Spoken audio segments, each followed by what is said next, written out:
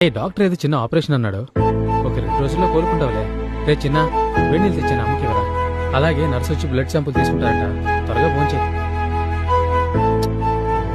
Doctor ఏవో మందులు చెప్పాడు, మర్చిపోయాను. వస్తానుండే. సారీ అండి. హే, నువ్వెందుకు సారీ చెప్తున్నావు? రోగాన్ని ఎవరైనా కావాలని తెచ్చుకుంటారా? నువ్వు ఒకదానివి. నువ్వు దేనికి డబ్బులు ఇవ్వకుండా ₹1 మిగిలిస్తున్నప్పుడు నిన్ను పిసినారి అని చాలా తిట్టుకున్నాను. మీరందరూ అనుకునేలాగా నేను పిసినారోని కాదు. ఇక్కడ సంసారం నడిపిస్తున్న ఎంతో మంది మిడిల్ క్లాస్ భర్తల్లాగే నేను. నాకు ఈ షోరూంలో దొరికే బ్రాండెడ్ బట్టల కన్నా బజార్లో దొరికే ₹100 చొక్కాలోనే ఆనందం. మ్యాట్రెస్ మీద ఏసీ గాల్లో వచ్చే నిద్ర ఎలా ఉంటుందో నాకు తెలీదు. రోజు నైట్ షిఫ్ట్ ముగించుకుని అలసిపోయి ఇంటికొచ్చినప్పుడు నువ్వు చేసిన వంట తిని ఒట్టి చాప మీద